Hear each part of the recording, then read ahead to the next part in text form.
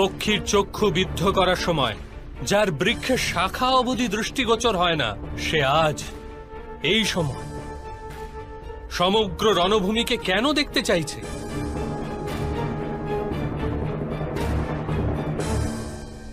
বিপক্ষের সেনাদলকে পরীক্ষণ করতে চাইছি মাধব, নিজেদের সেনাদলকেও নিরীক্ষণ করতে চাইছি, জানতে চাইছি এই যুদ্ধে কার মৃত্যুতে ধর্মের স্থাপনা হবে আর কাদের মৃত্যুতে ধর্মের অনুভব।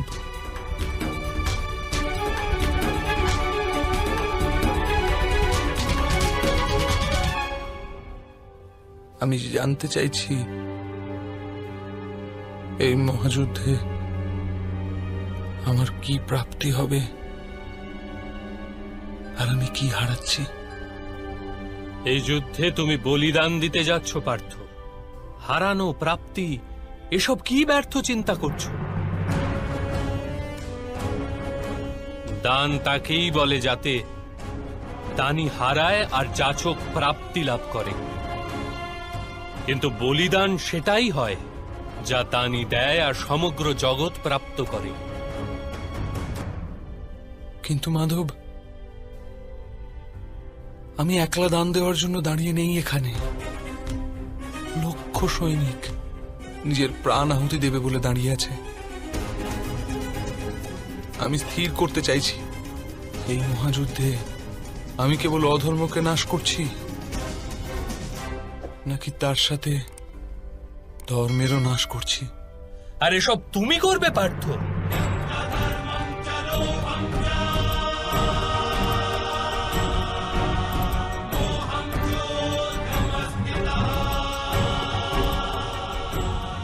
নির্মাণ আর বিনাশের শক্তি আছে তোমার কাছে। বিনাশ আর নির্মাণের কার্য তো স্বয়ং ঈশ্বর করে থাকেন পার্থ। তুমি তো কেবল এক আজ্ঞাবাহী মাত্র। তবে কেন এই সব উত্তরদায়িত্ব নিজের মস্তকে নিয়ে অহংকার বৃদ্ধি করছো? আমি তোমাকে বলেছিলাম পার্থ, যে ব্যক্তি এটা জেনে ফেলে যে সে স্বয়ং কিছুই করছে না, তারই হস্তে কোনো মহত্বের কার্য সাধিত হয়। কদাপি তা তুমি ভুলে গেছো। এই কারণে দেখে নাও পার্থ, দেখে নাও যা দেখতে চাইছো। কারণ দান করবার পূর্বে যদি দানির হস্ত কম্পিত হয়, তবে তার দানের পুণ্য প্রাপ্তি হয় না।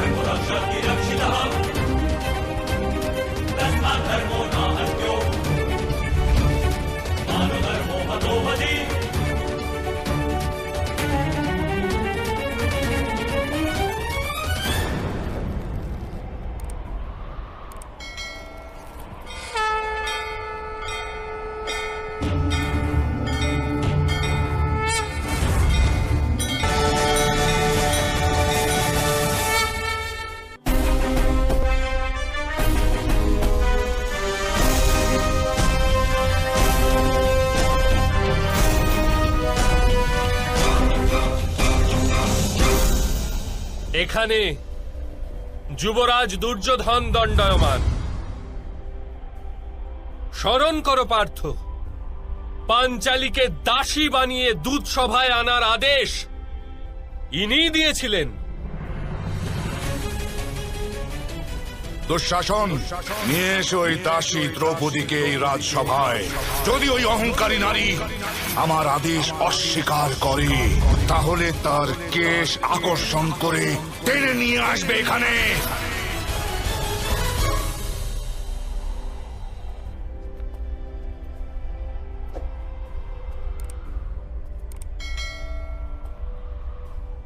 এখানে দেখো পার্থ, ইনিই হলেন তোমার মামা শ্রী শকুনি।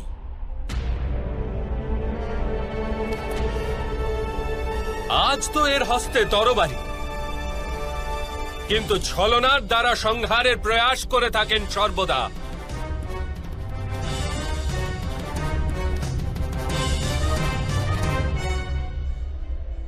স্মরণ করো, কি রূপে ইনি বারানাবর্তে তোমাদের ও তোমাদের মাতাকে ভস্ম করার প্রপঞ্চ রচনা করেছিলেন। বারানাবতের ভবনে আমাদের 5 জন শত্রু একত্রিত হবে। সেই ভবনেই তোমার যুবরাজ সুযোগ্য হবে।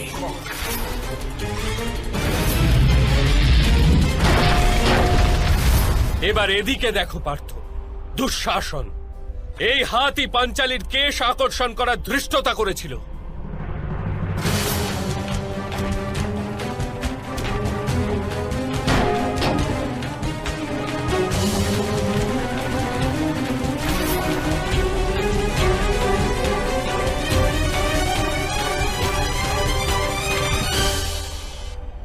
মহামহিম আর গুরু দ্রোণকে দেখো, মৌন হয়ে পাঞ্চালীর অপমান দেখেছিলেন।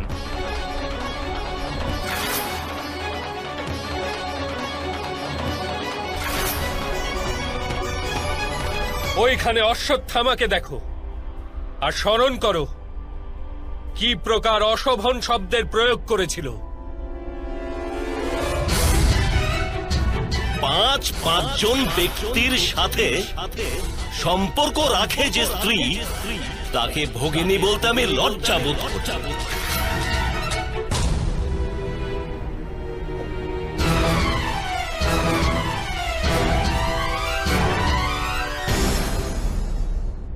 এখনো কি তোমার হৃদয়ে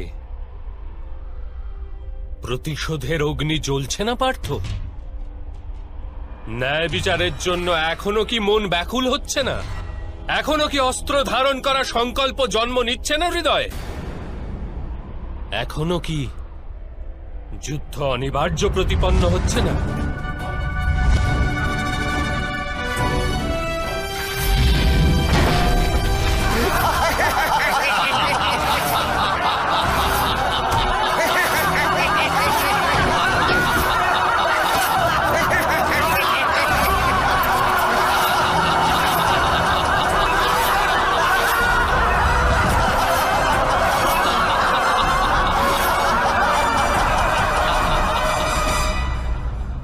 হ্যাঁ মাধব, এই যুদ্ধ হওয়া অনিবার্য।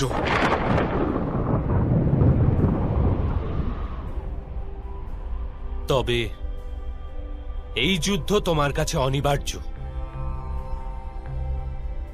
তাহলে মহামহিমকে একবার পুনরায় দেখো পার্থ, আর স্মরণ করো কি রূপে উনি তোমাকে সুরক্ষা দিয়েছেন প্রতি পদক্ষেপে। স্বয়ং নিজের বলিদান দিয়ে তোমার আর তোমার পরিবারকে অধিকার প্রদানের প্রয়াস করেছেন। যতকাল তুমি রাজা হয়ে হস্তিনাপুরের সিংহাসনে বিরাজমান থাকবে, আমি প্রতি মুহূর্ত বাঁচব তোমায় রক্ষণ করতে।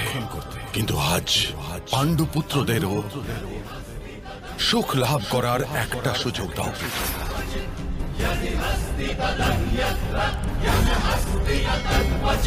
একবার পুনরায় গুরুদ্রোণকে দেখো, আর স্মরণ করো কতটা গর্ব আর স্নেহের সাথে উনি তোমাকে নিজের পরম জ্ঞান প্রদান করেছিলেন। তুমি বিশ্বের শ্রেষ্ঠ ধনুর্বীর হবে, আমি তোমাকে বিশ্বের শ্রেষ্ঠ ধনুর্বীর করে তুলব, কথা দিলাম পুত্র। তোমাকে বিশ্বের সর্বশ্রেষ্ঠ ধনুর্ধারী তৈরি করার জন্য উনি নিজের মস্তকে পাপের বোঝা নিয়েছিলেন।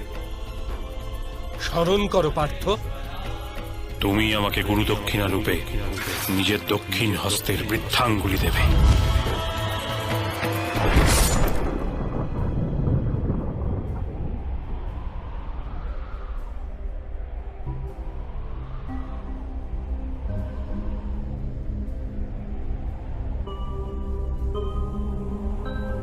এবার ওদিকে বিকর্ণকেও দেখো,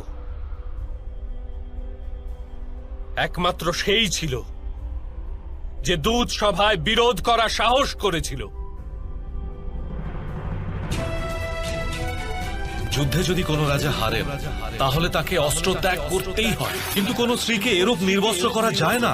যোদ্ধার নিরস্ত্র হওয়া আর স্ত্রীর নির্বস্ত্র হওয়ার মধ্যে প্রভেদ আছে জ্যেষ্ঠ। দ্রুপদ কুমারী কুরুবংশের কুলবধূ, এটা সত্য। এরা সবাই কি বধ করার যোগ্য পার্থ?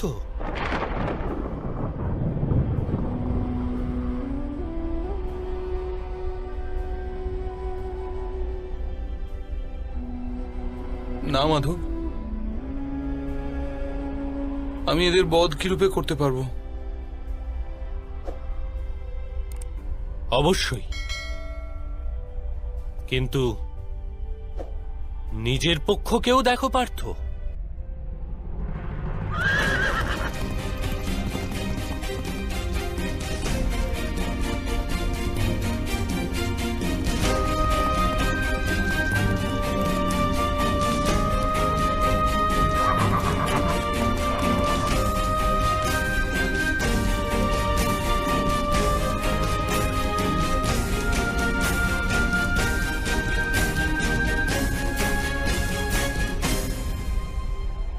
এবার নিজের পক্ষকেও দেখো পার্থ।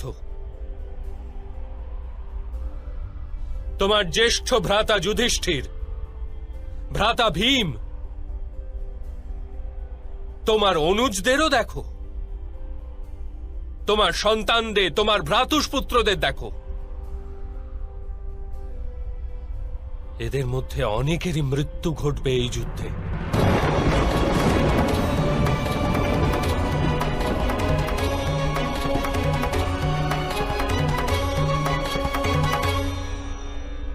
এদের সবার মৃত্যুর সম্ভাবনায় তোমার হৃদয় দুর্বল হচ্ছে না পার্থ?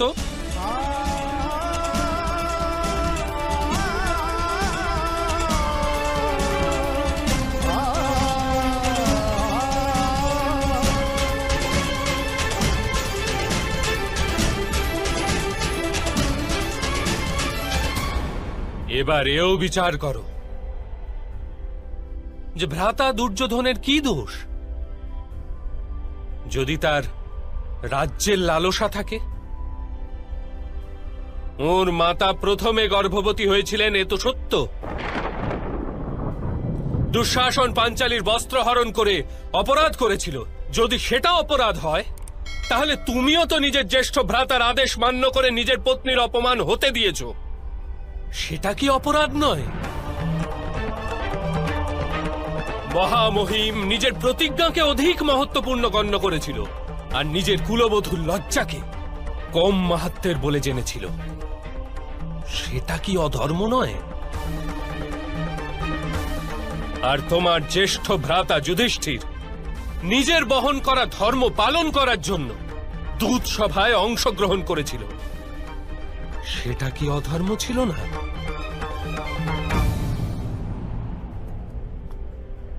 তাহলে কি ভ্রাতা দুর্যোধনকে শত্রু বলে গণ্য করা উচিত কার্য?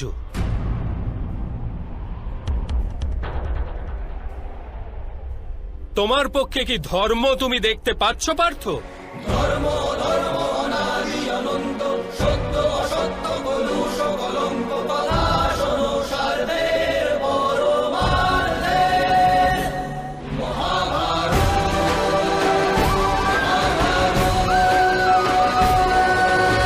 আপনি যথার্থ বলেছেন মাধব।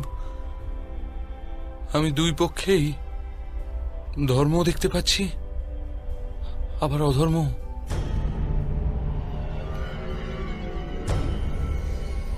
অর্থাৎ না তো তুমি যুদ্ধের তাৎপর্য বুঝেছ,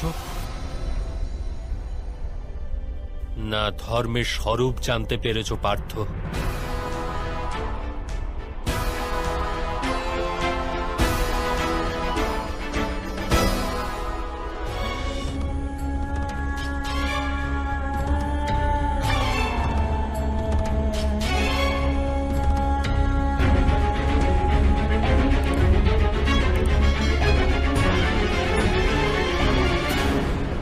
আমার মতিচ্ছন্ন হয়েছে মাধব?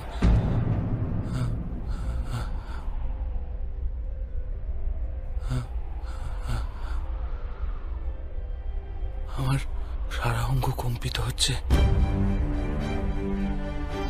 আমার হস্তে অস্ত্র ধারণের শক্তি নেই। আমার গান্ডীব আমার হাত থেকে পিছলে যাচ্ছে মাধব।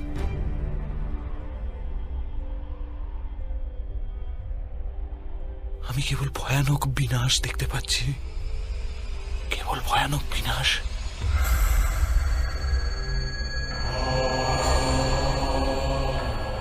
কেন?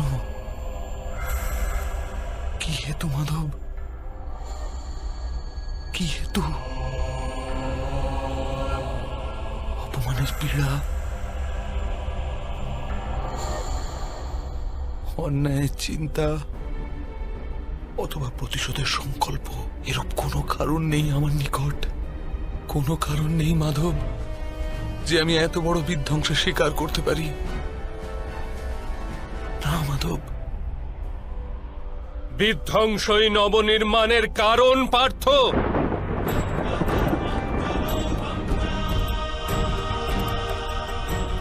উদ্ভিদের একটি শাখা কর্তন করলে আরেকটি শাখার জন্ম হয়। তুমি আজকের বিধ্বংস নিয়ে কেন ভয়ভীত হচ্ছ? কাল পুনঃ নবনির্মাণ হবে, এই সত্য কি জানো না?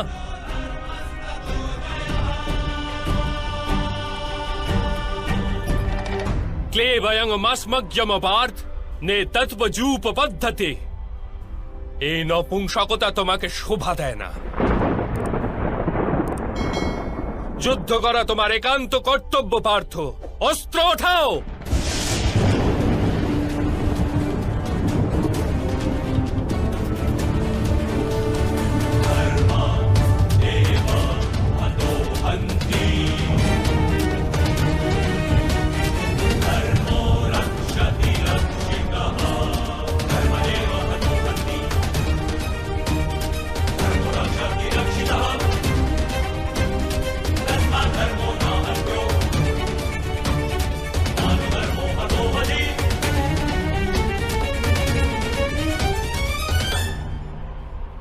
কি প্রকারে অস্ত্র ওঠাবো মাধব?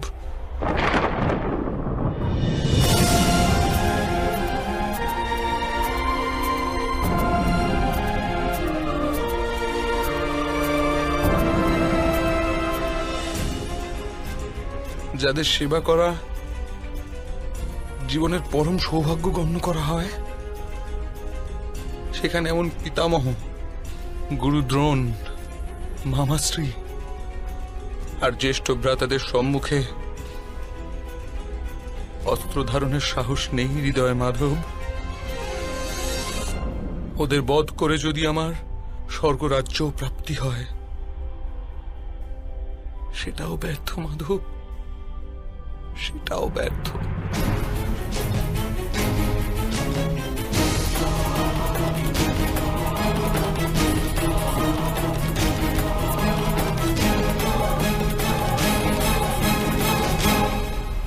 মাধব, মানুষ বাঁচে নিজের ভবিষ্যতের জন্য। আমি এই সৈনিকদেরও দেখি মাধব, এই লক্ষ্য সৈনিকদের দেখি যখন, তখন ভাবি যুদ্ধের পশ্চাতে লক্ষ স্ত্রীলোক বিধবা হবে, লক্ষ শিশু অনাথ হবে। কাল যখন সমাজের নিয়ম ভঙ্গ হবে, তখন পরম্পরা শিক্ষণ দেওয়ার কেউ থাকবে না। বেদের জ্ঞান লুপ্ত হয়ে যাবে মাধব। কুরুকুল নষ্ট হয়ে যাবে, আর্যাবর্তের সুরক্ষা নষ্ট হয়ে যাবে, সব নষ্ট হয়ে যাবে মাধব, সব নষ্ট হয়ে যাবে।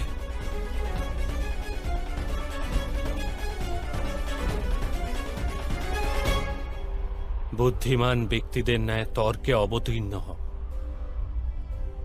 কিন্তু বাস্তবে মূর্খতাপূর্ণ কথা বলো পার্থ। কি নষ্ট হয়ে যাবে? বৃক্ষের কিছু পত্র ঝরে গেলে বা উদ্গামিত না হলে তাকে আনন্দ বা দুঃখের কারণ বলা যায় না। পত্রের জন্মের উদ্দেশ্য আর তার জীবনের অর্থ কেবল বৃক্ষকে জীবিত রাখার জন্যই হয়, তেমনি মানুষের জন্ম আর জীবনের কারণ বাস্তবে সমাজের সুখ,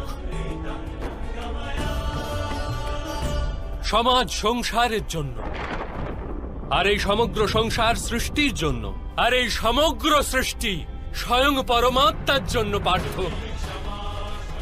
যে এই সত্যকে অনুধাবন করে তার নিকট ধর্মের মার্গ সর্বদা স্পষ্ট দৃশ্যমান। হ্যাঁ পার্থ, এই যুদ্ধে বিধ্বংস হবে, অবশ্যই হবে, কিন্তু এও জেনে রাখো নতুন পরম্পরার নির্মাণও হবে। পুরানো পরম্পরা বিষাক্ত হয়ে গেছে। 1000 বর্ষ পূর্বে বেদ যেই ধর্মের স্থাপনা করেছিল তা আজ কেবল শব্দ হয়ে রয়ে গেছে। যে বর্ণ ব্যবস্থা মানুষের বুদ্ধির ওপর ভিত্তি করেছিল তা আজ মানুষের জন্মের ওপর নির্ভরশীল হয়ে গেছে। শোষণের মাধ্যম প্রস্তুত হয়েছে পার্থ। পুরাতন ব্যবস্থা ভেঙে পড়বে, নতুন ব্যবস্থার জন্ম হবে। পুরনো ধর্ম নতুন রূপ নিয়ে প্রতিভাত হবে। যে প্রকার বর্ষা ঋতুর পূর্বে মেঘে আবৃত আকাশ ময়লা দেখায় আর ধুলায় ঢাকা মৃত্তিকাও ময়লা দেখায়, সেই প্রকার স্থিতি আজ। আর বর্ষার পশ্চাতে আকাশ আর পৃথিবী ধৌত হয়ে স্বচ্ছ হয়ে যায়, ঠিক সেই রূপ এই যুদ্ধের পশ্চাতে সমাজ আর সংসার ধৌত হয়ে স্বচ্ছ হয়ে যাবে পার্থ।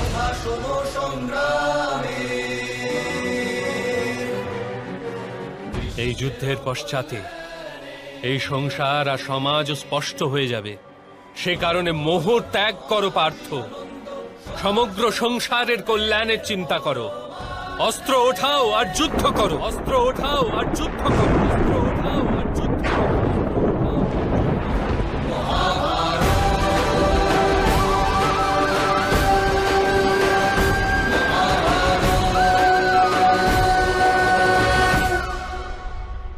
আমি আপনার কথা শুনতে পাচ্ছি মাধব, কিন্তু তার অর্থ আমার হৃদয় পর্যন্ত পৌঁছচ্ছে না। আমার মন মোহ দ্বারা ঘিরে আছে। কি প্রকারে নিজের ধর্মকে দর্শন করব? আমার মন আত্মীয়দের চিন্তায় ডুবে আছে। কি প্রকারে সমগ্র সংসারের চিন্তা করব?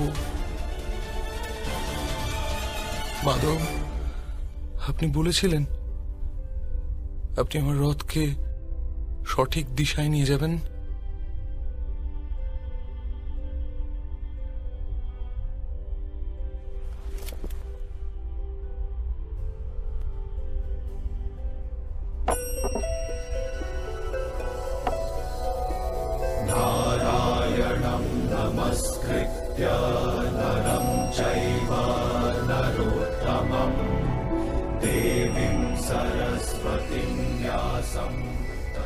আমার আত্মার সারথি হয়ে আমার জীবন রথকে সঠিক মার্গে নিয়ে আসুন মাধব।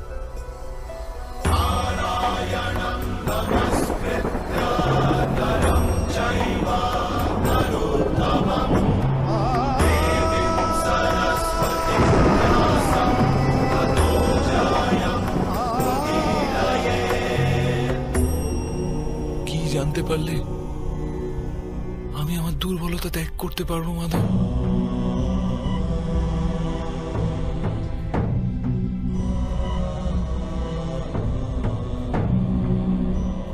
ওঠো পার্থ,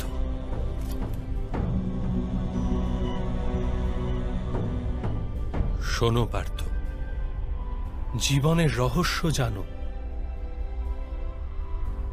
সংসারের বাস্তবিক রূপকে অনুধাবন করো।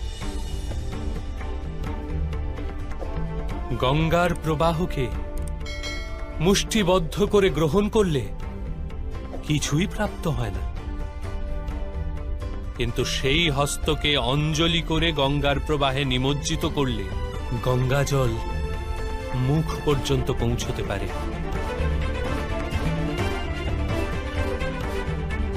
ভেবে দেখো পার্থ, অহংকারে মুষ্টিবদ্ধ করছো না সমর্পণের অঞ্জলি বানিয়েছ তুমি? এই জ্ঞানকে গ্রহণ করতে পারবে?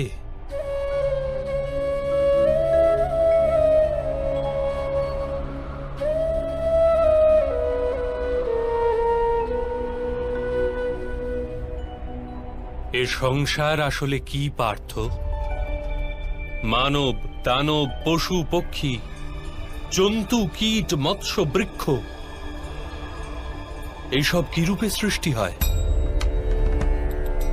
কোন পদার্থ থেকে এদের জন্ম হয়? কি রূপে চলাচল করে, কি রূপে বাঁচে?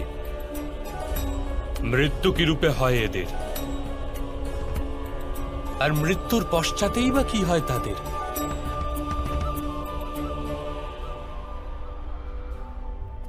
এই রহস্যকে চিন্তা করো পার্থ। মানুষের দেহ মৃত্তিকায় তৈরি হয়েছে মাধব। জল তার মধ্যে রক্ত হয়ে প্রবাহিত হয়, অগ্নিদেহকে তাপমাত্রা দেয়, আর দেহের বাকি অংশে আকাশ প্রকট হয়, অর্থাৎ ধরিত্রী, বায়ু, জল, অগ্নি আর আকাশ, এই পঞ্চমহাভূতেই শরীরের নির্মাণ হয়। অর্থাৎ মহামহিম গুরুদ্রোণ পৃথিবী, জল, বায়ু, অগ্নি আর আকাশ অপেক্ষা অধিক কিছুই নন। ধর্মজ্ঞানী ও পঞ্চভূতের মিশ্রণ, আর অধর্মী ব্যক্তিও। তুমি কার মোহ করছো পার্থ? মৃত্তিকার? কিন্তু মাধব, এই মৃত্তিকার দেহ দ্বারাই তো মানুষ একে অপরের পরিচয় পায়। সব সম্পর্ক এই মৃত্তিকার দেহ দ্বারাই তো তৈরি হয়। না পার্থ, যদি এটাই সত্য হতো তবে মৃত্যুর পশ্চাতে দেহকে নষ্ট করা হয় কেন? বাস্তবে না মানুষের পরিচয় দেহের সাথে যুক্ত থাকে, আর না তো সম্পর্কের ভিত্তি তার দেহের সাথে থাকে। মানুষের স্বভাব, তার আচরণ আর তার কার্যই তার পরিচয়। এই স্বভাব, আচরণ আর কার্য কি রূপে তৈরি হয় তাকে বোঝো পার্থ।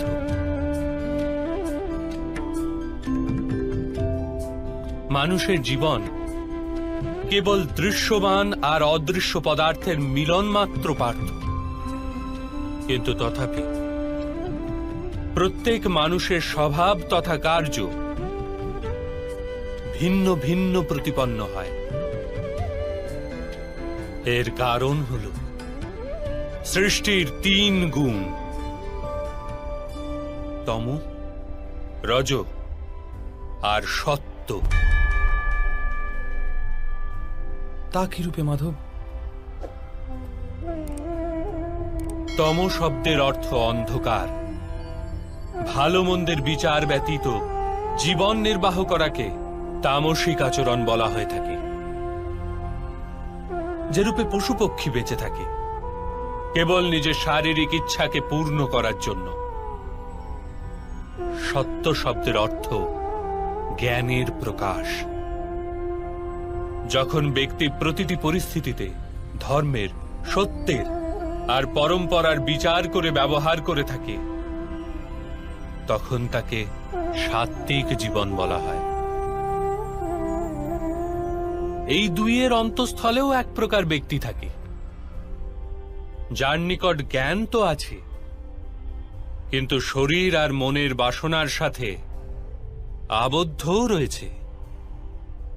এরূপ ব্যক্তি রজগুণ অর্থাৎ অহংকারপূর্ণ মন নিয়ে বেঁচে থাকে।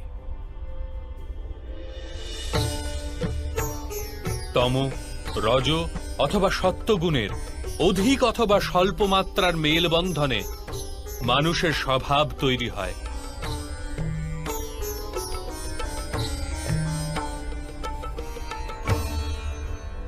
সামনে দেখো পার্থ,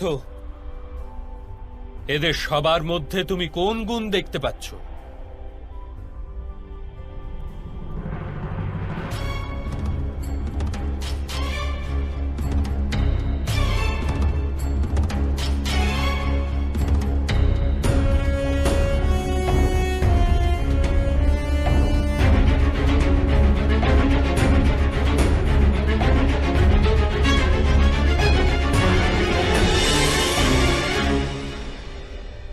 যুবরাজ দুর্যোধন ধর্ম জানেন, কিন্তু নির্বাহ করেন না। তার জীবনের মূল কেন্দ্র অহংকার, অর্থাৎ তার মধ্যে তমগুণ কম, রজগুণ অধিক, আর সত্যগুণ পূর্ণতা পায়নি।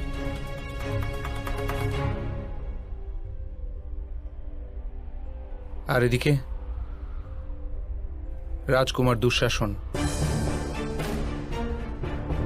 উনি সর্বদাই নিজের জ্যেষ্ঠ ভ্রাতার আদেশ পালন করেছেন নির্বিচারে, অর্থাৎ এর মধ্যে কেবল তমগুণ। মহামহিমকেও দেখো পার্থ,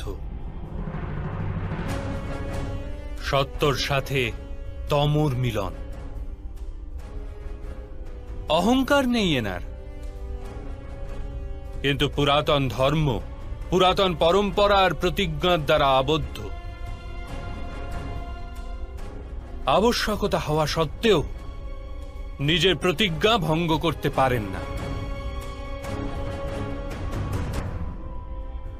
গুরু দ্রোণকে দেখো, জ্ঞান আর অহংকার দুইই আছে। জ্ঞান তো মানুষকে মুক্তি দান করে, কিন্তু এনার অহংকার এনাকে মুক্ত হতে দেয় না।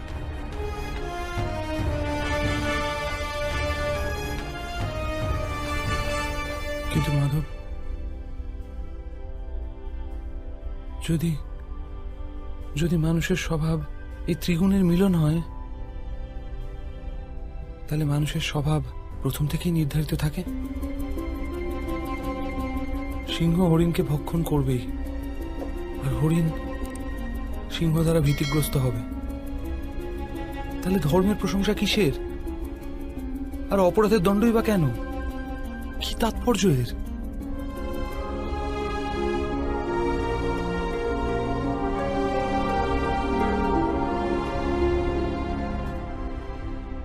উত্তম প্রশ্ন করেছ পার্থ, কিন্তু প্রথমে মানুষ আসলে কি সেটা জেনে নাও। মানুষ কেবল পঞ্চ মহাভূত নয়, পঞ্চ পদার্থও নয়, পঞ্চ জ্ঞানেন্দ্রিয়, পঞ্চ কর্মেন্দ্রিয় তথা 3 গুণ, এরূপ 23টি বস্তুর মিশ্রণও নয়। মানুষের চলাফেরা তথা কার্য করার হেতু শক্তির আবশ্যকতা হয়ে থাকে, আর শক্তিকে চেতনা বলা হয়। তাহলে মাধব, মানুষ কি শুধুই চেতনা? না পার্থ, মানুষের চেতনার সাথে ওই 23টি বস্তুর সংমিশ্রণের নাম প্রকৃতি। 24টি বস্তুতে প্রস্তুত মানুষ নামক যন্ত্রে বসবাস করে পুরুষ, অর্থাৎ পরমাত্মার অংশ। তাকেই আত্মা বলা হয়। যখন প্রকৃতি আর পুরুষের মেল বন্ধন হয়, অর্থাৎ যখন পরমাত্মার অংশ আত্মা হয়ে দেহে বসবাস করে, তখন মানুষ জীবিত হয়। এই আত্মা কি মাধব? আর একে জানার কি উপায়? মানুষ যে রূপে রথের ব্যবহার করে, সে রূপেই আত্মা শরীর নামক এই যন্ত্রের ব্যবহার করে।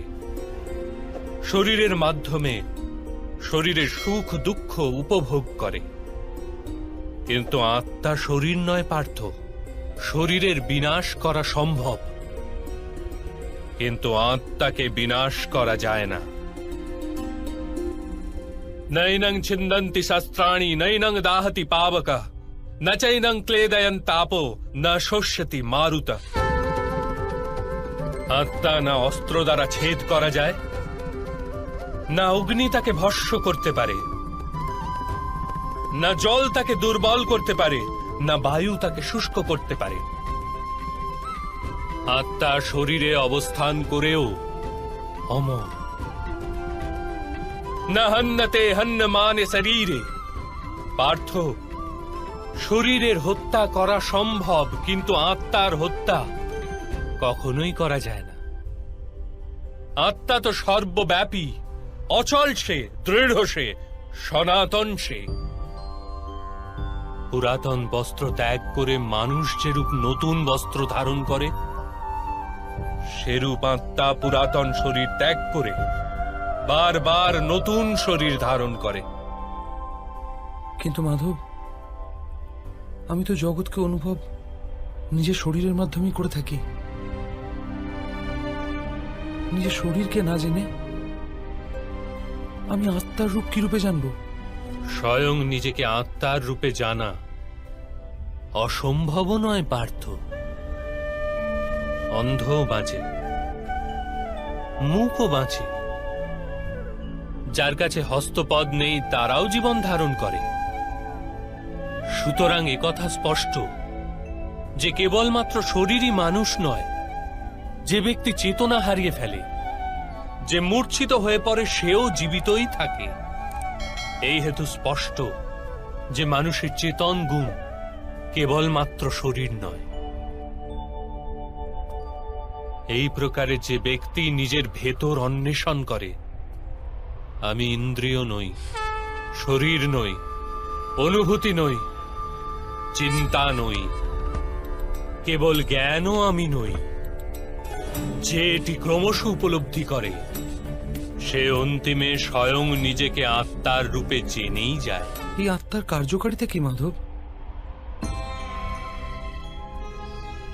যখন পরম ব্রহ্মের বিভাজন হল, পুরুষ তথা প্রকৃতি সৃষ্টি হল, তখন পুরুষ অর্থাৎ পরমাত্মার অংশ আত্মার রূপ ধারণ করে প্রকৃতির প্রত্যেক বস্তুতে বসবাস করলেন।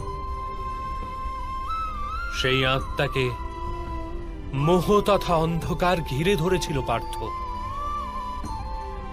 সেই মোহনিদ্রা থেকে জাগ্রত হয়ে স্বয়ং নিজেকে পরমাত্মার অংশ হিসেবে জানাই আত্মার কর্তব্য, উদ্দেশ্য এবং জীবন কার্য। কিন্তু মাধব, যদি প্রত্যেক আত্মা পরমাত্মার অংশ হয়, তাহলে কি উন্নতি আর অধোগতি স্বয়ং পরমাত্মা করেন? যে প্রকার আবর্জনায় পতিত রত্ন চকচক করে না, সেই রূপেই প্রকৃতির 24টি পদার্থে ঘেরা আত্মারও বিস্মরণ ঘটে যে সে পরমাত্মারই অংশ বিশেষ। অধিকতর আত্মা নিজের দেহকেই সবকিছু বলে গণ্য করে, স্বয়ং দেহ থেকে যে ভিন্ন সেটা জানতেই পারে না। শরীরের যে দুঃখ, সুখ, স্বাদ, গন্ধ আদির অনুভব হয়, তাকেই নিজের অনুভব মেনে নেয়, আর পরিবর্তনের প্রয়াসই করে না।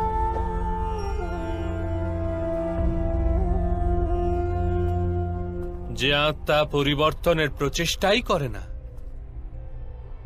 নিরন্তর অধর্ম করে চলে, তাকে জাগ্রত করার জন্য দণ্ড দেওয়া অনিবার্য।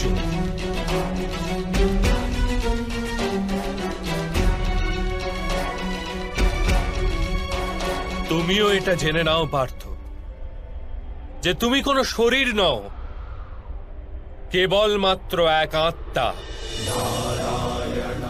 এই রণভূমিতে পরিলক্ষিত প্রত্যেক যোদ্ধা তা নয় যা তুমি ওদের গণ্য করছো। কিছু সময়ের জন্য এরা শরীরে বাস করেছে মাত্র, এদের শরীরের মৃত্যু হবে, কিন্তু এরা সবাই অমর। সে পুনরায় নতুন শরীর ধারণ করবে, যতক্ষণ স্বয়ং নিজেকে শুদ্ধাত্মা রূপে না জানবে, যতক্ষণ অধর্মকে ত্যাগ করে ধর্মে দৃঢ় না হবে, ততক্ষণ এরা জন্মাতে এবং মরতেই থাকবে।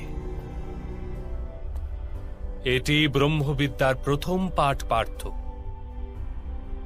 যে জন্মেছে সে অবশ্যই মরবে, আর যে মারা যায় সে অবশ্যই পুনরায় জন্ম নেবে। এই মহাজ্ঞানকে সাংখ্য যোগ বলা হয়।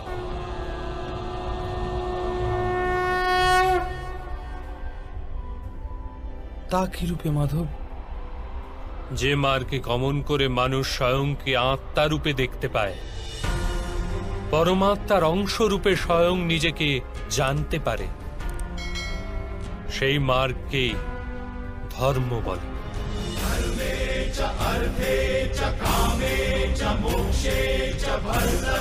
যখন মানুষ স্বয়ং নিজেকে পরমাত্মার অংশ বিশেষ হিসেবে জেনে ফেলে, তখন সে অনুভব করতে পারে যে সৃষ্টি পরমাত্মা, আর এই পরমাত্মাই সৃষ্টি। সৃষ্টি আর পরমাত্মায় কোনো পার্থক্য নেই।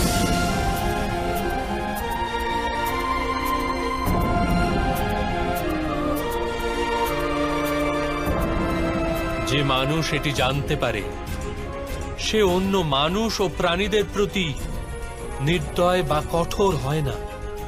সে এটি জানে যে জিহ্বা কাটলে পীড়া কেবল জিহ্বার হয় না, তার অনুভূতি সমগ্র শরীরের হয়।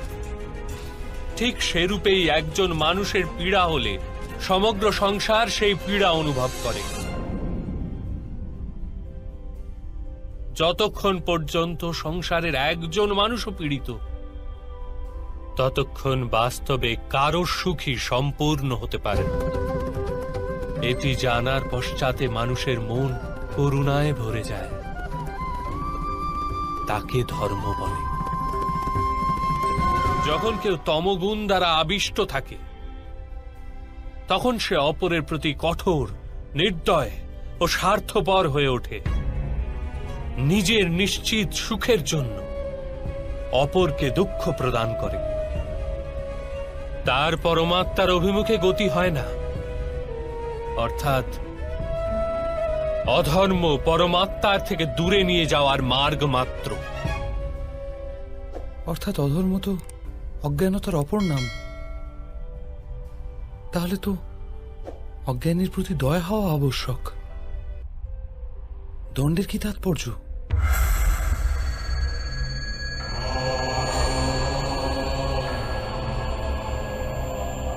অজ্ঞানী যখন জ্ঞানের মূল্য জানার জন্য প্রস্তুত হয় না, জ্ঞানের উপর দৃষ্টিদানেও প্রস্তুত হয় না,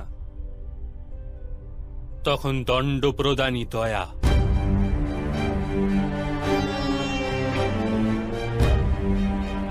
তার প্রতি এবং অপর পক্ষের প্রতিও।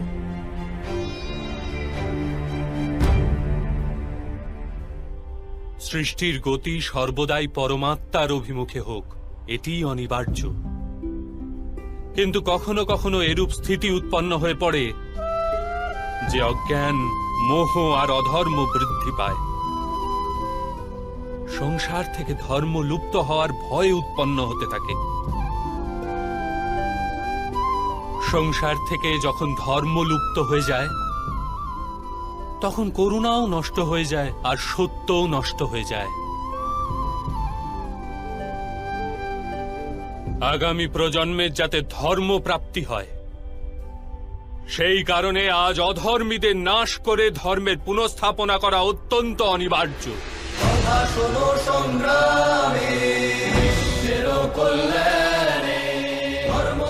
আজও এইরূপ স্থিতি উপস্থিত পার্থ, আর ধর্ম স্থাপনার কর্তব্য তোমারই। এই কারণে দুর্বলতা ত্যাগ করো, আর এই যুদ্ধের জন্য প্রস্তুত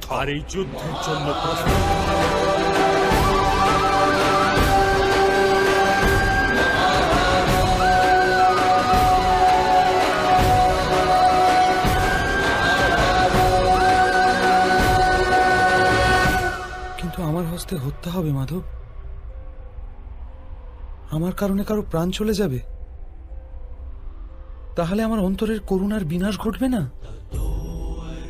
আর যদি ধর্মের মূল ভিত্তি করুণা হয়, তাহলে আমার আত্মা অধর্মী হয়ে যাবে না?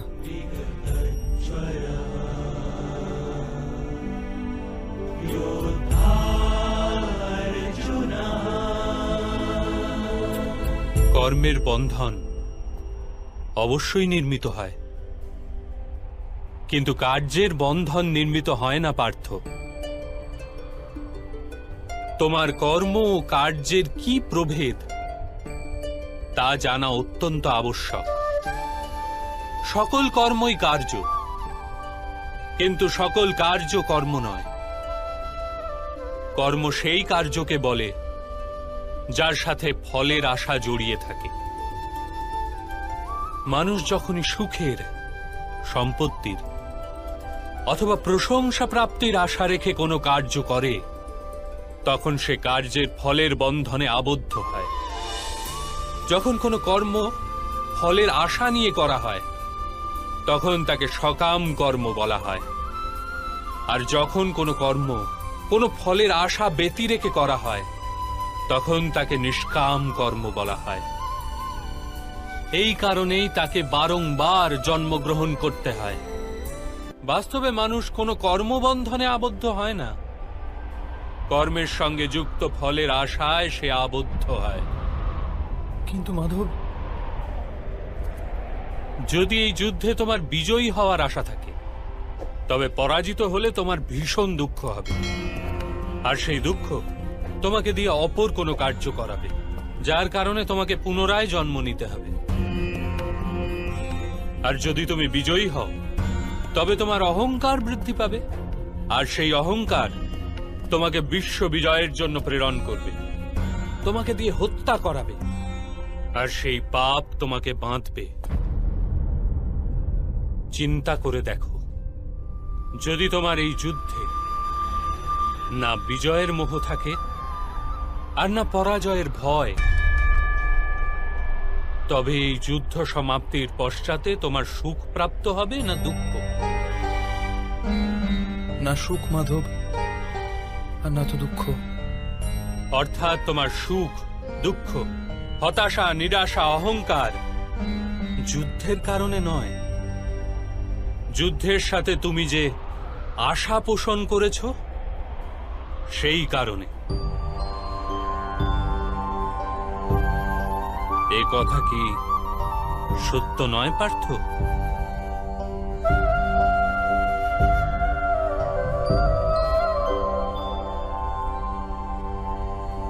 সুখ দুঃখে সमे কৃত্বা লাভা লাভৌ জয়া জয়ৌ তত যুদ্ধায় যুজ্যস্ব নেবং পাপ মবাপসসি।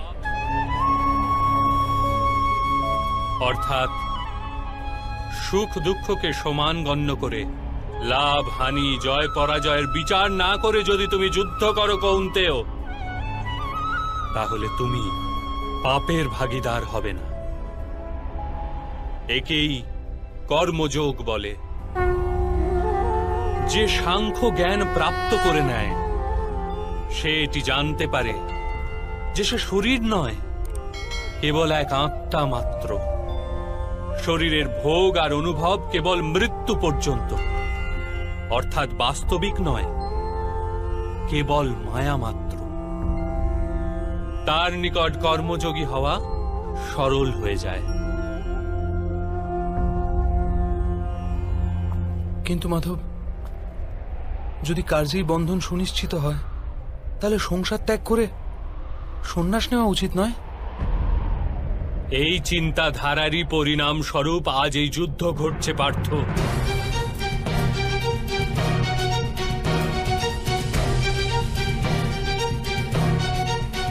ভেবে দেখো, যখন সত্যগুণ বিশিষ্ট ধর্মজ্ঞানী ব্যক্তি কর্মকে ত্যাগ করে,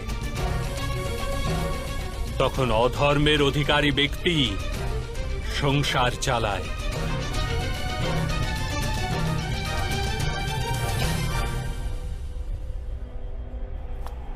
যদি মহামহিম সংসারকে পরিত্যাগ না করতেন তবে অধর্ম এত বৃদ্ধি পেত না।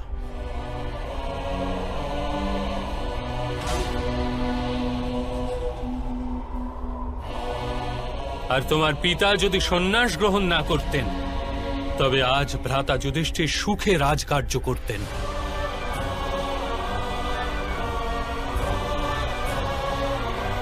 আর নিজের প্রজাদের ন্যায় ও ধর্মের জ্ঞান দান করতেন।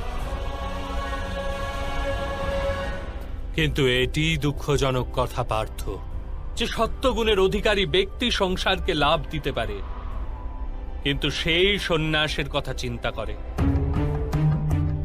যেরূপে জল তো বাষ্প হয়ে উড়ে যায়, আর আবর্জনা আবর্জনা সেখানেই পড়ে থাকে, ঠিক সেই রূপ সত্যগুণী সৎ ব্যক্তি তো সংসারকে ত্যাগ করে দেন, আর তমগুণযুক্ত অধর্মী লোক সংসারের সকল কার্য করতে থাকে।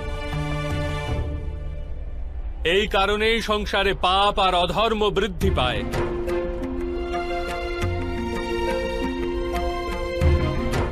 কিন্তু কর্মযোগ এই বিচিত্র পরিস্থিতিতে সমগ্র সংসারকে রক্ষা করে। কর্মযোগী ফলের আশা ত্যাগ করে, কিন্তু কর্মকে ত্যাগ করে না। সেই সংসারেই বসবাস করে সন্ন্যাসীর ন্যায়, সমস্ত কার্য করে, কিন্তু তাতে লিপ্ত হয় না। কর্মযোগী নিজের সন্তানের থেকে, স্বজনের থেকে, নিজের প্রজার থেকে কোনো আকাঙ্ক্ষা অথবা আশা রাখে না। স্বয়ং তার সন্ন্যাসের লাভ হয়, কিন্তু সমাজকে সংসারের ন্যায় লাভ প্রদান করে। মানুষ নিজের সন্তানের সুখের জন্য শ্রম করে মাধব, নিজের সন্তানের নিকট সুখের আশা করবে না। মানুষ নিজের সন্তানের জন্য যাই করে থাকে, তা কি ব্যবসা নাকি প্রেম পার্থ? প্রেম মাধব। তাহলে নিজের কার্যের প্রতি ফলের আশা কেন পার্থ? ভবিষ্যতের লাভ তো ব্যবসায় দেখা হয়, প্রেমে নয়। যে মানুষ নিজের সন্তানের চরিত্র নির্মাণ উচিত রূপে করে, সন্তানদের প্রেম ও ধর্মের সংস্কার দিয়ে থাকে, তার সন্তানেরাও তাকে প্রেম ও সুরক্ষা অবশ্যই দেয়। সন্তানদের কর্ম, স্বজনদের ব্যবহার তাদের কর্ম পার্থ। আর যখন তাদের কর্মের উপর আমাদের কোনো অধিকার থাকে না, তাহলে তাদের নিকট আশা আকাঙ্ক্ষা রাখার কি প্রয়োজন? যদি গভীরভাবে চিন্তা করো পার্থ, তবে শীঘ্রই জেনে যাবে যে জীবনে এমন কোনো কার্যই নেই যার সাথে আশা এবং আকাঙ্ক্ষা যুক্ত করা অনিবার্য। যখন সৃষ্টি পরমাত্মা আর মানুষ সেই পরমাত্মারই অংশ, তখন সমস্ত কার্য পরমাত্মাই করেন, মানুষ স্বয়ং কিচ্ছু করে না। এটি কর্মযোগের মূল সিদ্ধান্ত পার্থ।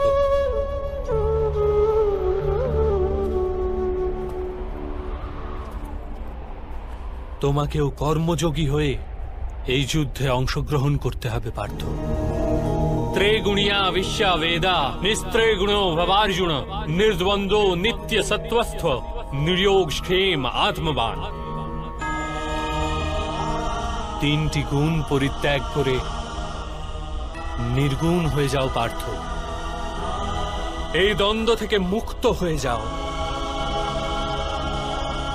সর্বদা সত্য অর্থাৎ পরমাত্মায় বুদ্ধি প্রয়োগ করে কর্তব্য নির্বাহ করতে থাকো। কিছু প্রাপ্তি লাভের আশা আর কিছু প্রাপ্ত বস্তুকে সংরক্ষণ করার চিন্তা পরিত্যাগ করো পার্থ, আর নিজের আত্মাকে স্বতন্ত্র করো।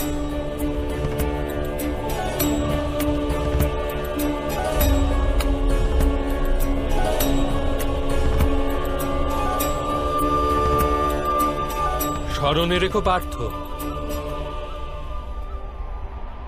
कर्मण्येवाधिकारास्ते मा फलेषु कदाचन मा कर्मफल हेतुर्भु मा ते संगौस्थ कर्मणि।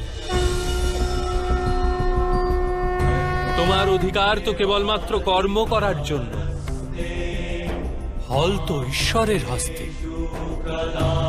এই কারণে না তো কর্ম থেকে পলায়ন করা উচিত, আর না তো কর্মফলের আশা করা উচিত।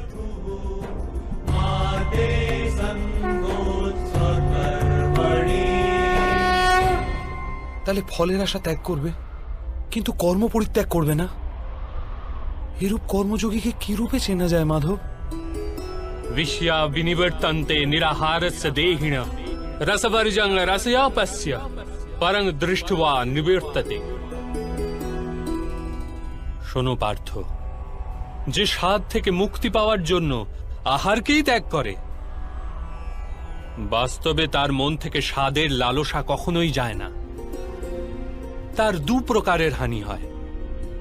প্রথমত, সে দুর্বল হয়ে পড়ে, যার কারণে পরমাত্মাকে প্রাপ্ত করার জন্য যে প্রচেষ্টা অনিবার্য তা সে করতে সক্ষম হয় না। আর দ্বিতীয়ত, সর্বদাই তার মন স্বাদ গ্রহণের লালসায় পূর্ণ থাকে। এই হেতু আহার ত্যাগের চেয়ে উত্তম কার্য স্বাদ গ্রহণের লালসাকেই ত্যাগ করে ফেলা। কর্মযোগী নিজের মনের সমস্ত লালসাকে নিষ্কাশন করে, জীবনকে কর্তব্য গণ্য করে কার্য অবশ্যই করে, সেই কার্যে আবদ্ধ হয় না। অর্থাৎ যে ব্যক্তি নিজের কার্য থেকে আশা আর আকাঙ্ক্ষা রাখে না, তারই কার্য পূর্ণ হয়। একবার বিফল হয়েও যার মন টলে না, একবার সফল হয়েও যে ব্যক্তি নিজেকে সর্বশ্রেষ্ঠ গণ্য করে না, এইরূপ ব্যক্তিকেই কর্মযোগী বলা হয়। আর এইরূপ ব্যক্তি জীবনে বারংবার সফল হয়।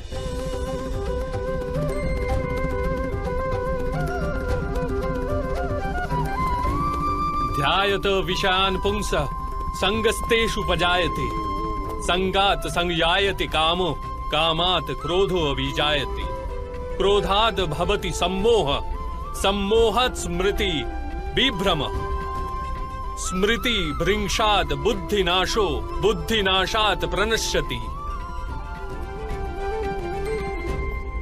ফলের আশায় কামনা প্রকট হয়, আর কামনার তো স্বভাবই হলো অসন্তুষ্ট থাকা। অসন্তোষ থেকে ক্রোধ উৎপন্ন হয়ে থাকে, আর ক্রোধ থেকে মোহ জন্ম নেয়। মোহের তরুণ ব্যক্তি আচার ও ব্যবহারের জ্ঞানই ভুলে যায়। জ্ঞান ভুলে গেলে বুদ্ধি চলে যায়, অনুচিত প্রকারের কার্য করতেই থাকে, আর সমাজ এরূপ ব্যক্তির শত্রু হয়ে পড়ে। আর অন্তিমে এরূপ মানুষের পূর্ণতার পতন ঘটে।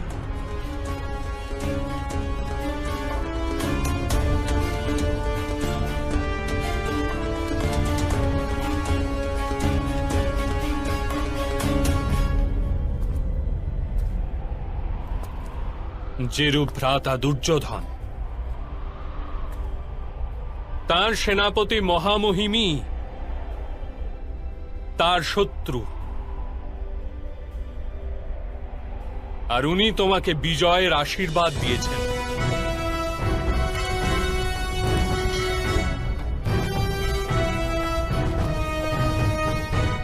পার্থ, কর্মযোগ ব্রহ্মবিদ্যার দ্বিতীয় পদক্ষেপ। পরমাত্মায় নিজের বুদ্ধি স্থির করো, স্বয়ংকে আত্মা রূপে চেনো, মিথ্যা বন্ধন থেকে মুক্ত হয়ে যাও, আর ফলের আশা পরিত্যাগ করে কেবল কর্ম করতে থাকো। নিজের বুদ্ধিকে পরমাত্মায় স্থির করে কর্মযোগী হওয়ার মার্গ কিরূপ মাধব? পার্থ, সাংখ্যযোগের কারণে মানুষ পরমাত্মাকে নিরন্তর স্মরণ করতে থাকে।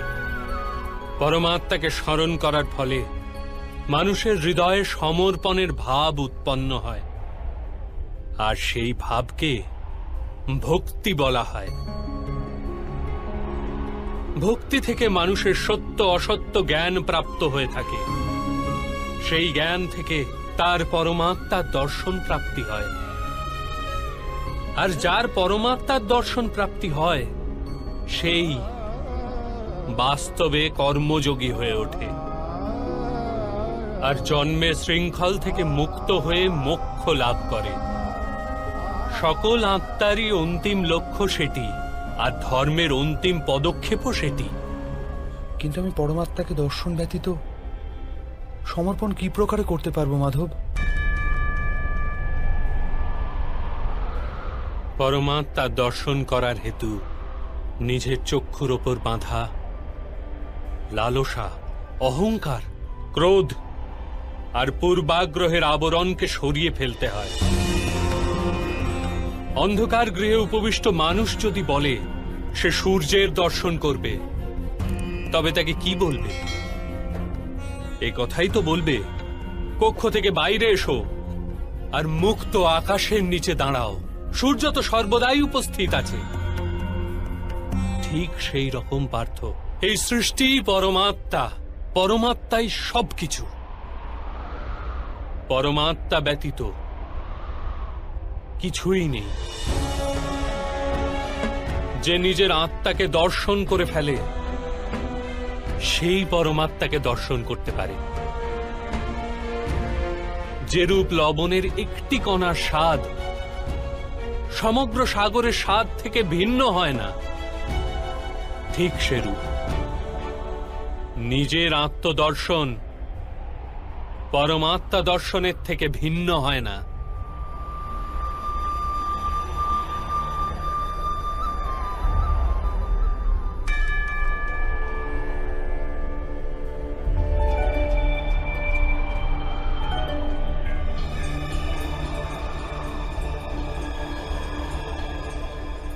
অর্থাৎ মাধব, আপনিও কি পরমাত্মা?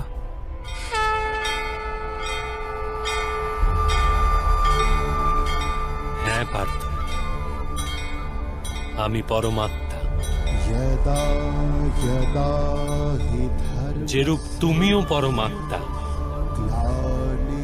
কেবল তুমি এখনো জাগ্রত হওনি, আর আমি এটি জেনে ফেলেছি। ধর্মস্য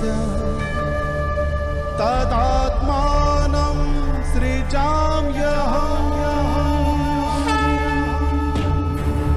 তাহলে মাধব, আপনার প্রতি সমর্পণ ঈশ্বরের প্রতি সমর্পণ কেন হয় না? অবশ্যই আমার প্রতি সমর্পণই পরমাত্মার প্রতি সমর্পণ। সর্বধর্মান পরিত্যাজ্য মামেক শরণং ব্রজ। সমগ্র জগতে ত্যাগ করে আমার শরণাগত হও পার্থ।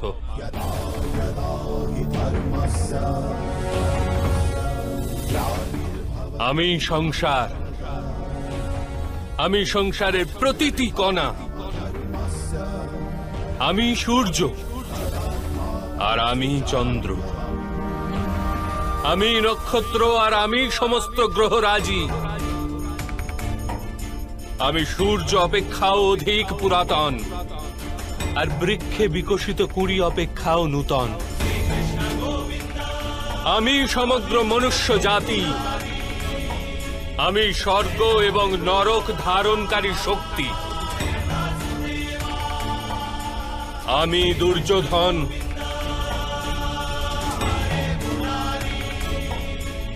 আর আমি অর্জুন।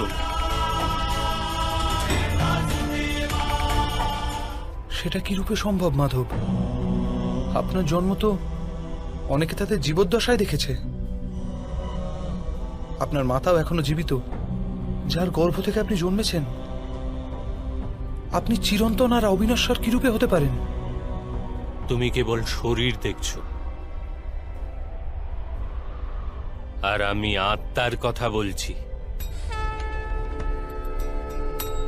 আমার অনেক জন্ম হয়েছে পার্থ, আমি অনেক অবতার রূপ ধারণ করেছি, অনেক প্রকার শরীর ধারণ করেছি আমি, আর এই মৃত্তিকায় মিশে গেছে।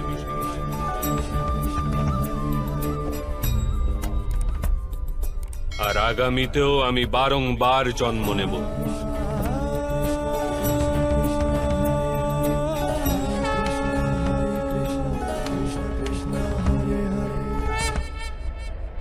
यदा यदा हि धर्मस्य ग्लानिर्भवति भारत अभ्युत्थानमधर्मस्य तदात्मानं सृजाम्यहम्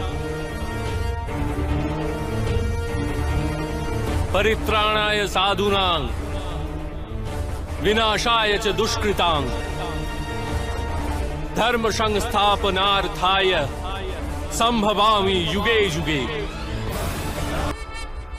যখনই অধর্ম বৃদ্ধি পায় তখনই সৎ পুরুষদের উদ্ধার হেতু, অধর্মীদের বিনাশ হেতু আর ধর্মের পুনঃস্থাপনা হেতু আমি জন্মগ্রহণ করি। এ প্রত্যেক যুগে হয়ে আসছে আর আগামীতেও এই রূপই হবে। আমি অবিনশ্বর পরমাত্মা, আমি মৎস্য অবতার আর আমি বামন অবতার। আমি পরশুরাম আর আমি রামচন্দ্র ছিলাম।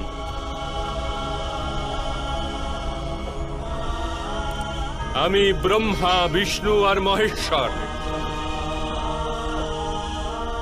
আর আমি সরস্বতী কালী এবং লক্ষ্মীও।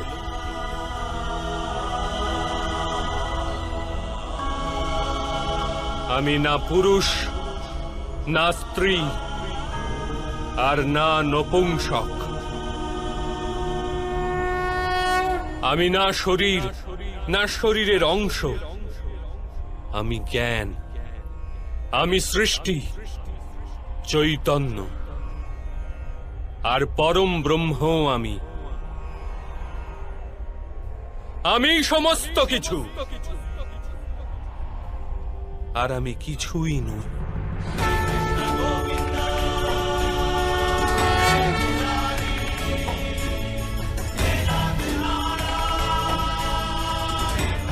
এরূপ প্রত্যেক যুগে ঘটেছে আর আগামীতেও এই রূপই ঘটতে থাকবে।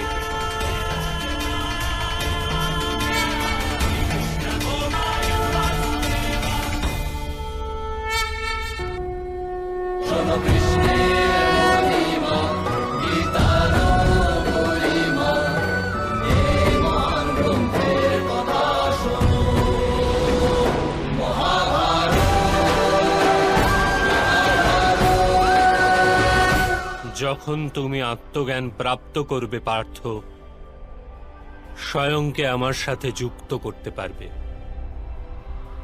তখন তুমিও আমারই মতো স্বয়ংকে পরমাত্মা রূপে দেখতে পাবে।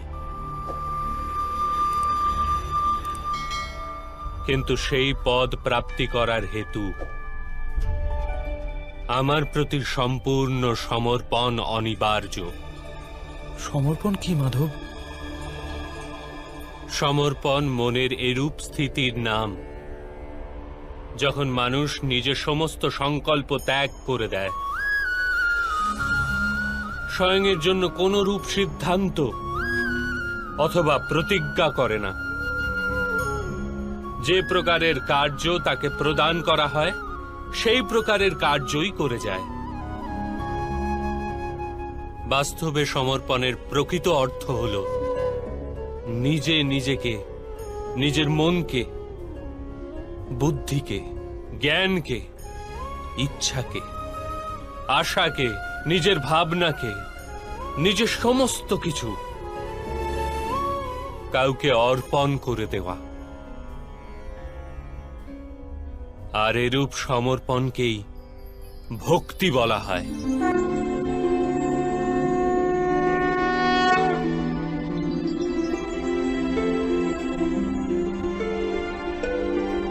পত্নীর সমর্পণ পতির ওপর থাকে, একজন যোদ্ধার সমর্পণ থাকে সেনাপতির ওপর, একজন শিষ্যের হৃদয়ে গুরুভক্তি থাকে। তাহলে কি সমস্ত ভক্তি এক প্রকার? সবার কি এতে ঈশ্বর প্রাপ্তি হয়? না পার্থ, মানুষ যার প্রতি সমর্পিত হয় তারই অনুরূপে গড়ে ওঠে সে। তার মনে কোনো সন্দেহ বা কোনো প্রশ্ন জন্ম নেয় না।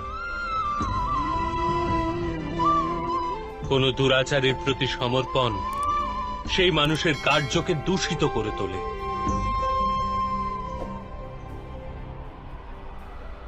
অঙ্গরাজ কর্ণ ধর্ম সম্বন্ধে জ্ঞাত হওয়া সত্ত্বেও দূত সভায় পাঞ্চালীর প্রতি অপশব্দ প্রয়োগ করেছিলেন।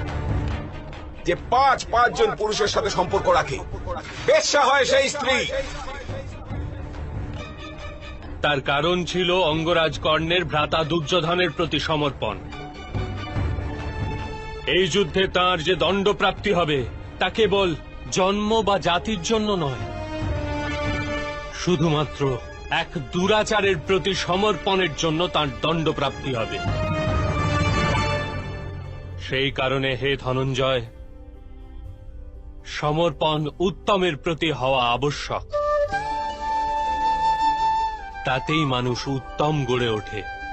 লৌহ মাল্য দ্বারা অপরাধীকে বাঁধা হয়, পিতলের মাল্য দ্বারা মন্দিরের প্রদীপকে বাঁধা হয়ে থাকে, কিন্তু স্বর্ণ মাল্যকে আভূষণ রূপে গলায় ধারণ করা হয়। পতিভক্তি, স্বামী ভক্তি, মিত্র ভক্তি, এরূপ অনেক প্রকার ভক্তি হয়ে থাকে পার্থ, কিন্তু সর্বাপেক্ষা শ্রেষ্ঠ ভক্তি তো পরমাত্মার প্রতি ভক্তিই হয়।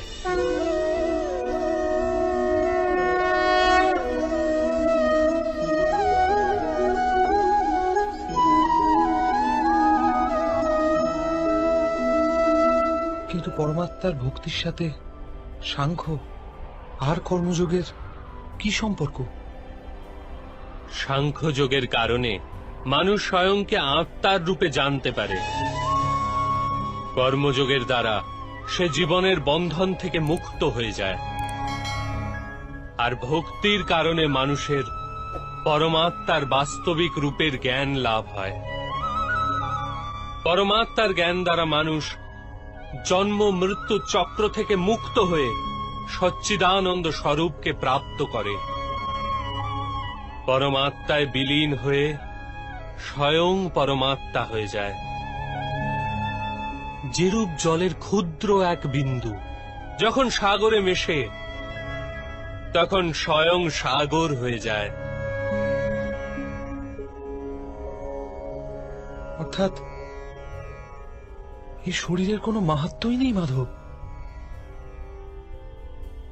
অবশ্যই মাহাত্ম্য আছে পার্থ। শরীরের মাধ্যমেই তো মানুষের সাথে পরমাত্মার সাক্ষাৎকার ঘটে। মৃত্যু আর নতুন জন্মের অন্তর্বর্তী সময় আত্মার জ্ঞান বৃদ্ধিপ্রাপ্ত হতে পারে না। এই জন্মে প্রাপ্ত অনুভব, জ্ঞান, বিচার আর অভ্যাসকে নিয়ে আত্মা নূতন শরীর ধারণ করে। আত্মার উন্নতি আর অবনতি শরীরে থেকেই হওয়া সম্ভব।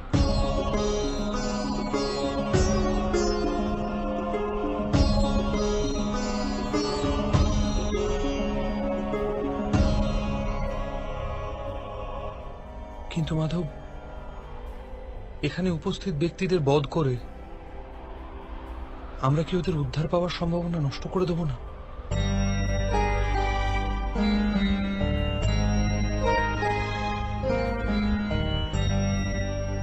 তোমার শত্রুগণ ধর্মের মর্যাদা অতিক্রম করেছে পার্থ।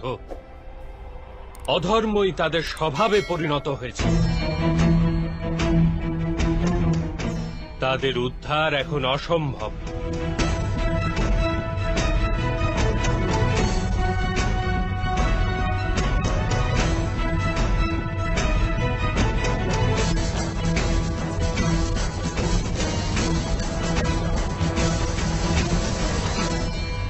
অপরাধীদের একটি নির্দিষ্ট সীমা অবধি অপরাধের সুযোগ দেওয়া যেতে পারে।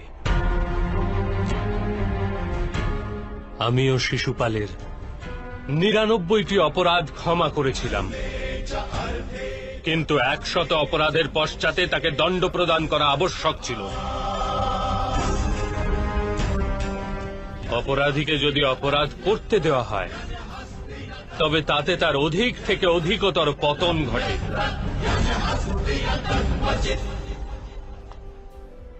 তাকে অধর্ম থেকে প্রতিহত করাই করুণা ধনঞ্জয়। এই আত্মারা মরবে না, অধর্মপূর্ণ দূষিত শরীর ত্যাগ করে নূতন শরীর ধারণ করবে, আর সেই শরীরেই তাদের প্রগতির সম্ভাবনা অধিকতর হবে। এ কথা চিন্তা করে যদি তুমি যুদ্ধ করো তবে তা উচিত কার্য। মানুষের শরীর তার সম্পত্তিও আর মর্যাদাও। ধর্মের মার্গে যাত্রাকারী মানুষ নিজের শরীরকে শুদ্ধ করে থাকে, আর তারই মাধ্যমে আত্মার সাথে সাক্ষাৎকার ঘটে। একেই ক্ষেত্রজ্ঞ সম্বন্ধ বলা হয়ে থাকে। আমি এর তাৎপর্য বুঝতে পারলাম না মাধব। যখন মানুষ একথা জেনে ফেলে যে তার শরীর একটি ভূমিখণ্ড মাত্র, অর্থাৎ এটি ক্ষেত্র, আর সে সেই শরীরে বসবাসকারী, শরীরকে উপলব্ধিকারী, অর্থাৎ সে ক্ষেত্রজ্ঞ, তখন সে শরীরের মাধ্যমে নিজের উন্নতির স্বাদ পেয়ে থাকে। আত্মা শরীরে থেকে 3টি গুণের ভারসাম্য রক্ষা করে। তমগুণকে হ্রাস করে সত্যগুণকে বৃদ্ধির উপায় করে,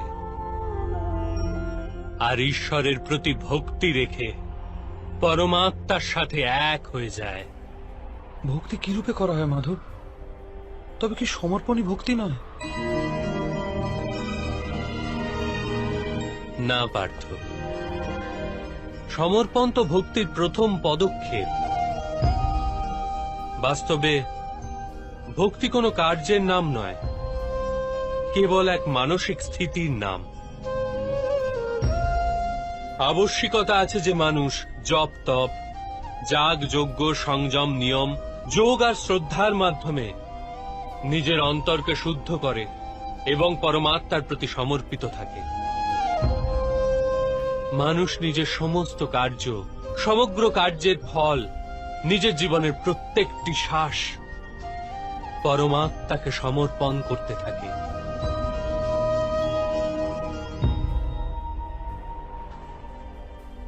যদি ভক্তি কেবল মানসিক স্থিতি, তবে জপ তপ আদি কি মাহাত্ম মাধব? যে রূপে আজ ধৌত করা পাত্র কাল পুনরায় ময়লা হয়ে যায়, সেরূপেই মানুষের মন বারবার পরমাত্মা হতে বিমুখ হয়ে যায়। এই কারণেই প্রয়োজন আছে যে জপ তপ আর সাধ্যায় ইত্যাদির মাধ্যমে স্বয়ংকে নিরন্তর এ স্মরণ করানো উচিত যে তার জীবন পরমাত্মার প্রতি সমর্পিত। কোন তীরে অবগাহন করা হবে তার তো কোনো মাহাত্ম্য নেই, মাহাত্ম্য তো অবগাহন করায়। ভক্তিযোগের একটি সারাংশ পার্থ, মানুষ নিজের জীবন পরমাত্মাকে অর্পণ করে পরমাত্মার ভক্তি করতে থাকবে, আর সত্য গুণ দ্বারা যুক্ত সম্পত্তিকে সযত্নে রক্ষা করবে। সত্যগুণের সম্পত্তি কাকে বলা হয় মাধব? अहिंसा सत्यम क्रोधस्त्याग शांति ही पेशुनम दया भूतेष्वलोलुप्तम मार्द्वम हीर चापलम तेज क्षमा धृति सोचम द्रोह नातिमानिता भवन्ति संपदम देवी अभिजातस्य भारत। बिना कारणे तथा स्वार्थेर हेतु हिंसा करा অধর্ম পার্থ। বাস্তবে অহিংসাই পরম ধর্ম, আর তার সাথে সত্য, ক্রোধ না করা, ত্যাগ, মনের শান্তি, নিন্দা না করা, দয়াভাব, সুখের প্রতি আকর্ষিত না হওয়া, বিনা কারণে কোনো কার্য না করা, তেজ, ক্ষমা, ধৈর্য, শরীরের শুদ্ধতা, ধর্মের বিরোধিতা না করা তথা অহংকার না করা, এই সব গুণকে সত্য গুণের সম্পত্তি বা দৈবিক সম্পত্তি বলা হয়। এর দ্বারাই মানুষ পরমাত্মার অর্থাৎ আমার ভক্তি করতে সক্ষম হয়, জীবনের কর্তব্যকে বহন করে চলে, ধর্মের স্থাপনা করে চলে, আর কর্মফলের আশা পরিত্যাগ করে জীবন যাপন করে। তাকে আমি নিঃসন্দেহে এই জন্মেই সন্তোষ প্রদান করি, আর মৃত্যুর পশ্চাতে নিজের হৃদয়ে স্থান দিয়ে থাকি। আপনার রূপ কি রূপ মাধব? সাংখ্যযোগের মাধ্যমে আমি জানতে পেরেছি আমি এক আত্মা, অমর আমি, আর এই নশ্বর শরীরে কেবল কিছু সময়ের জন্য বসবাস করছি। কর্মযোগের মাধ্যমে আমি জানতে পেরেছি যে কোনো ফলের আশা করে না, কেবল কর্ম করে। তার জীবনে শান্তি ও সফলতা প্রাপ্তি হয়। ভক্তিযোগের মাধ্যমে আমি আপনার প্রতি সমর্পণের মাহাত্ম্য জেনেছি।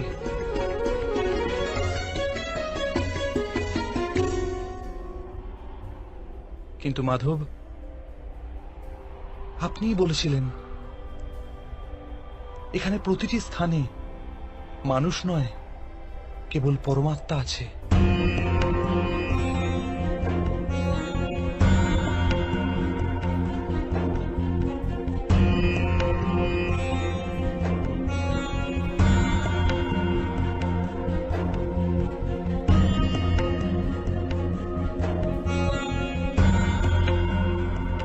কিন্তু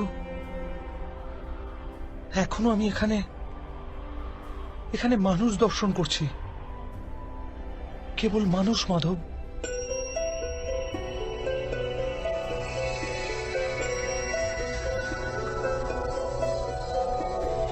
नारायणं नमस्कृत्य नरं चैव नरोत्तमं देवीं सरस्वतीं व्यासं ततो जयमुदीरये। আমি আপনার বাস্তব রূপ দর্শন করতে চাইছি মাধব। আপনার শক্তি, আপনার জ্ঞান, তেজ, ঐশ্বর্যময় পরমাত্মা স্বরূপকে প্রত্যক্ষ দর্শন করতে চাইছি মাধব। আমাকে আপনি অবিনাশী স্বরূপের দর্শন দিন মাধব। আমার সমস্ত সন্দেহের অবসান ঘটান।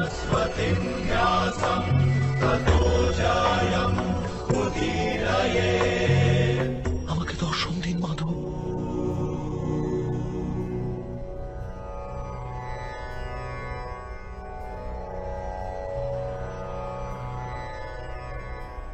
দেখো পার্থ,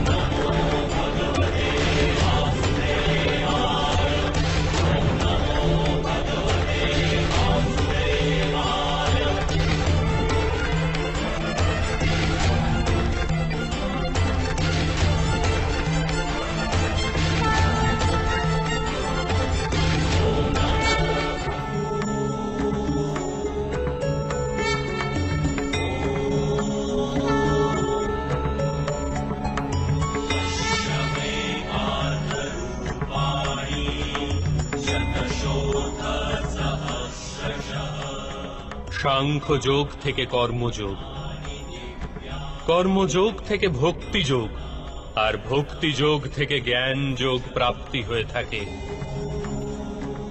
আমার বিশ্বরূপ দর্শন করাই বাস্তবিক জ্ঞানার্জন অর্জুন।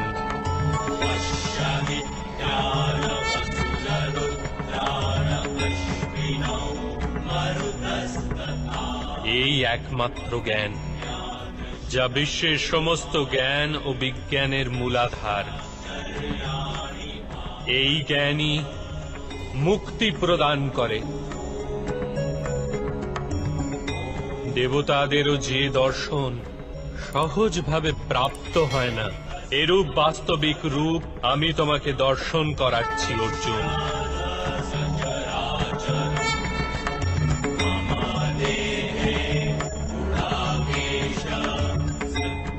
আমি এই পৃথিবীর কোণে কোণে বসবাস করি, আর এই পৃথিবী সূর্য, চন্দ্র, নক্ষত্র আর গ্রহরাজি আমারই অন্তঃস্থলে বাস করে।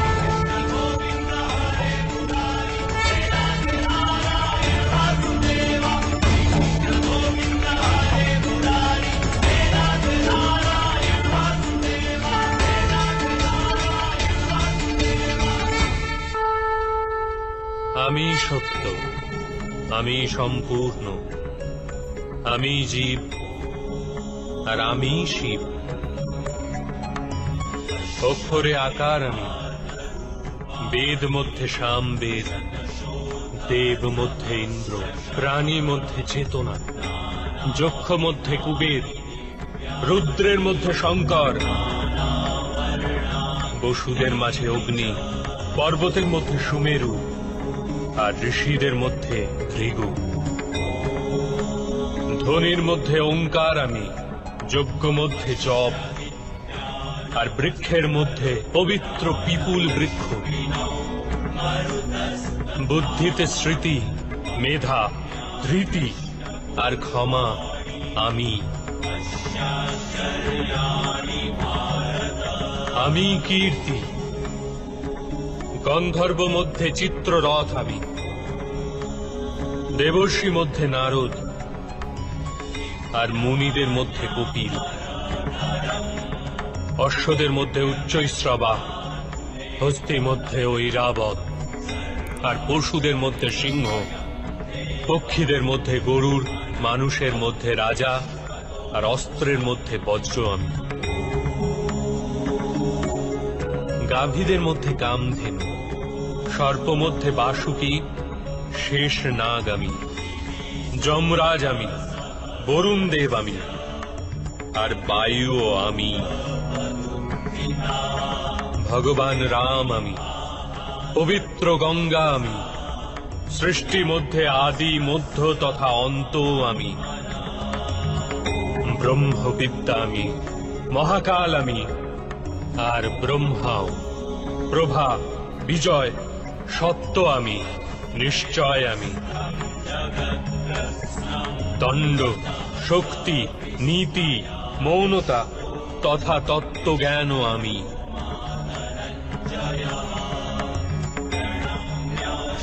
বাসুদেব আমি, অর্জুন আমি, বেদ ব্যাস আমি। এরূপ কিছুই নেই যা আমি নই।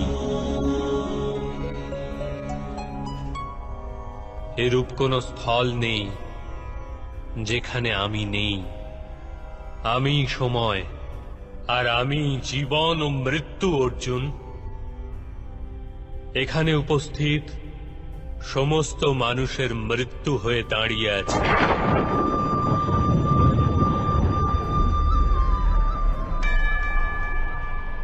তুমি যদি অস্ত্র নাও ধারণ করো, তথাপি আমি এদের সবাইকে বধ করব। এই হেতু মোহকে ত্যাগ করো, আর নিজের কর্তব্যকে দেখো। ধর্মের ভার ওঠাও, গাণ্ডীব ধারণ করে স্বর সন্ধান করো। যুদ্ধ করো অর্জুন, যুদ্ধ করো।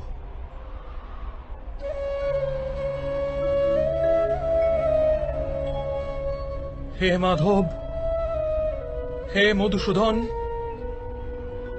আজ আমার সমস্ত সন্দেহের অবসান ঘটল।